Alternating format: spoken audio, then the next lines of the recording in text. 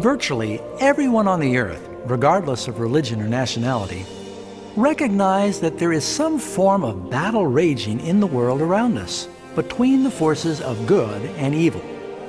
A colossal struggle between light and darkness, truth and error, oppression and freedom, right and wrong, and ultimately, life and death. What is the story behind this glaring paradox? Many religions, including the Bible, teach that beyond the three-dimensional veil of our physical world we see, there's another very real spiritual world we cannot see. In this unseen realm ever about us, we see a titanic battle raging between the supreme righteous hero and the ultimate evil villain. The big question is, who are these primary players? And how, where, and when did this cosmic crisis begin? This is the greatest mystery of the ages and the most amazing true story that has ever been told. This crisis now involves every person on earth. Yes, every person.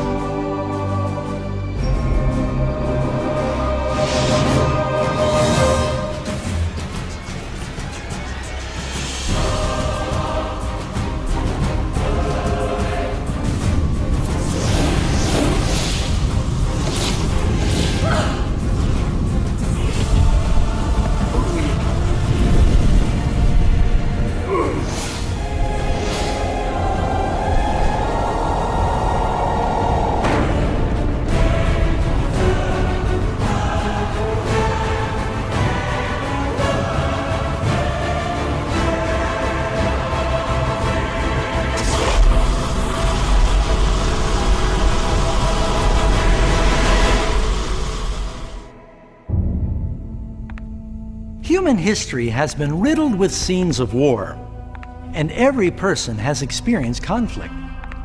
But to understand the origin of evil, we must travel back in time to the very first war of the universe, because this battle did not occur on Earth. Before our world even existed, there was a war in heaven. Even the words war in heaven sound like the ultimate paradox. It's almost unimaginable to us that there could be a battle and strife among God's perfect beings in paradise. What could have caused this celestial conflict? Thankfully, an ancient book called the Bible gives us enough details so that we can piece together the astonishing account. Although tragic, it's also an incredibly tender love story that reaches down through the ages, personally touching you and me and every individual on earth. Our story begins long ago in the very capital of the universe, in a place called heaven that was filled with angelic beings who delighted to do the will of God. Under the Creator's just and loving government, all of heaven enjoyed an existence of happiness and perfect bliss. The Supreme Prince of Heaven and Commander of the angels was the all-powerful and loving Son of God. Most know him by the name he took when he came to earth, Jesus. He was one in purpose and mind with God the Father. Heaven, under the compassionate rule of Father, Son, and Spirit, proved to be a place of wonder, peace, and joy. To carry out the commands of God, the Trinity was surrounded by a virtual ocean of countless ministering spirits called seraphim and cherubim, or more commonly, just known as angels. These powerful and intelligent creatures found their greatest joy in doing the bidding of the Almighty. But God created one extraordinary angel to serve as leader of the entire heavenly throng. The Bible tells us that his name was Lucifer, which means light bearer. This cherub was the greatest of God's created beings and held the position closest to God's throne and directly under Jesus in heavenly authority. Lucifer's job was to communicate the light and knowledge of God's will to all the other angels. Lucifer was God's most splendid created being. He was captivatingly handsome and endowed with astonishing powers of leadership and organization. Among the angels, he was greatly admired, respected, and loved as a friend. Yet, God foresaw the misery Lucifer was about to introduce into the kingdom of light. Full of wisdom and perfect in beauty, every precious stone was your covering. You were the anointed cherub who covers. I established you. You were on the holy mountain of God. You walked back and forth in the midst of fiery stones. You were perfect in your ways from the day you were created, till iniquity was found in you. As Lucifer began to ponder his own beauty and power, his heart gradually started to change. He allowed his focus to turn away from God, and he directed his love upon himself. How and why these seeds of rebellion germinated in his heart, we may never fully understand. But the prophet Isaiah provides this insight into Lucifer's thinking. How you are fallen from heaven, O Lucifer, son of the morning. How you are cut down to the ground, you who weaken the nations. For you have said in your heart, I will ascend into heaven. I will exalt my throne above the stars of God. I will ascend above the heights of the clouds. I will be like the Most High. Lucifer gradually began to covet the power of God, but not his character. As he thought about his own extraordinary abilities and beauty, the cancerous tentacles of pride and self-exaltation gripped his mind. This resentment and jealousy ultimately drove him to violate God's holy law and rebel against his government. We need to pause here and make something clear. From the beginning, God ordained the laws of physics to govern the material world we live in. Without these natural laws, the universe would be chaos.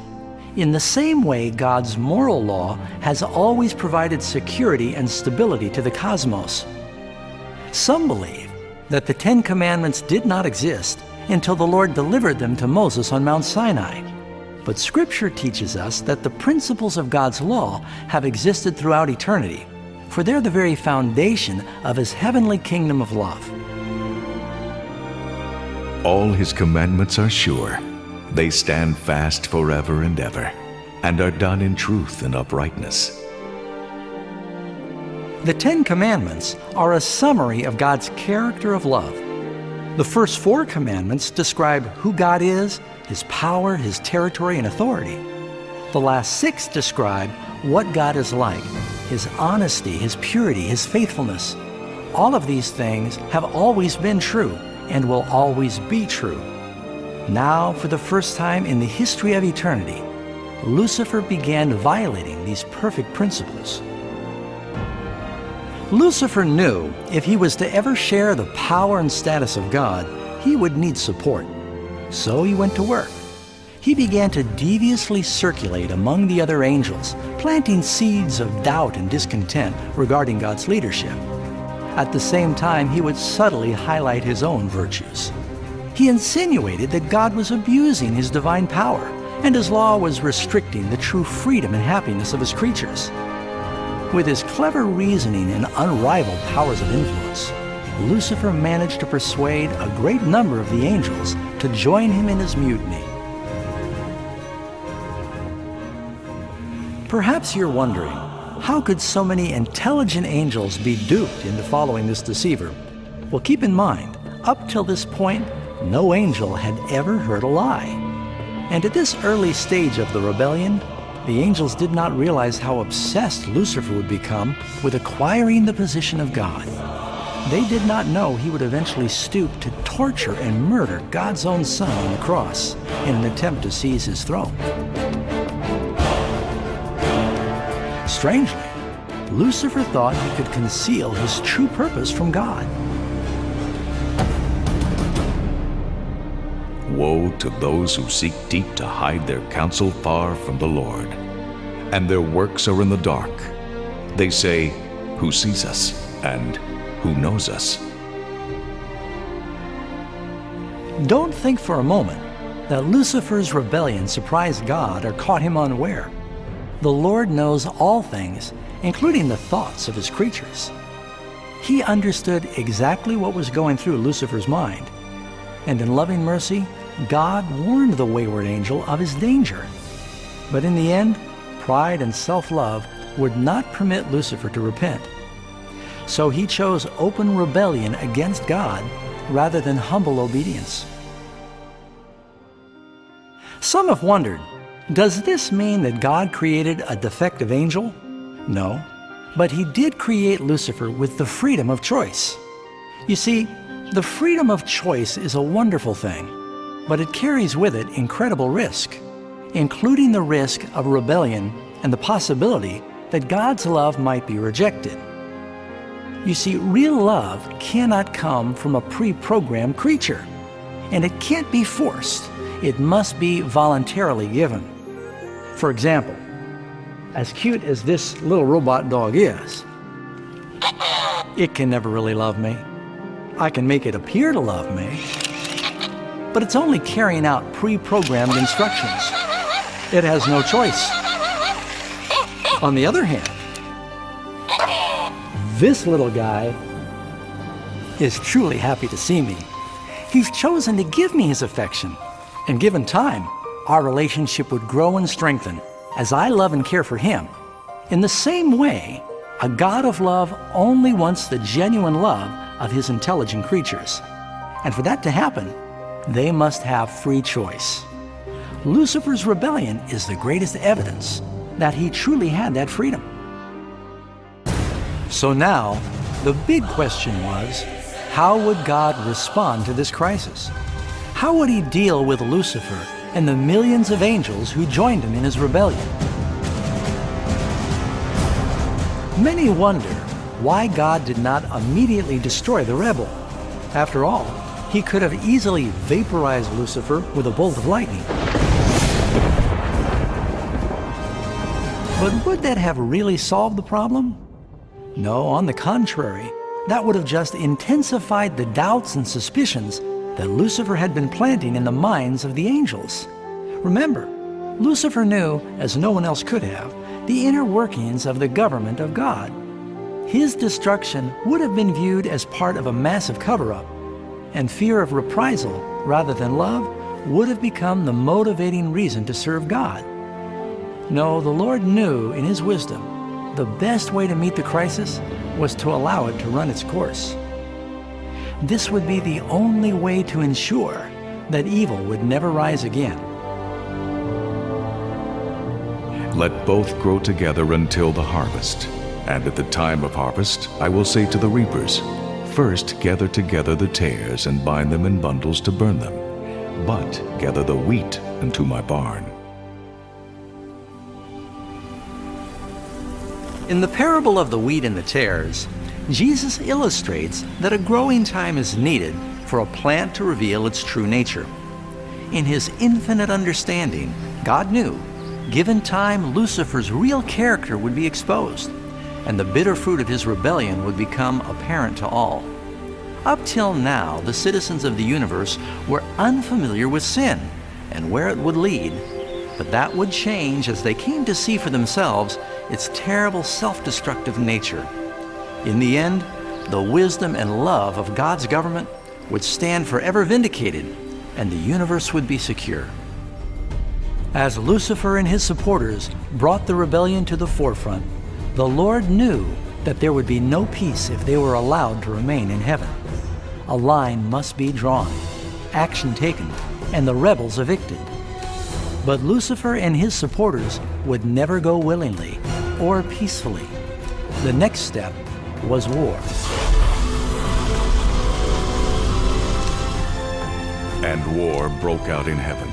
Michael and his angels fought with the dragon, and the dragon and his angels fought, but they did not prevail, nor was a place found for them in heaven any longer. So the great dragon was cast out, that serpent of old called the devil and Satan, who deceives the whole world. He was cast to the earth, and his angels were cast out with him. The Bible doesn't reveal exactly what weapons were used or how long this cosmic conflict lasted. But this was a war the likes of which no mortal eye has ever seen. Revelation 12, verse 4 tells us that ultimately Lucifer and 1/3 of God's angels were physically expelled from heaven.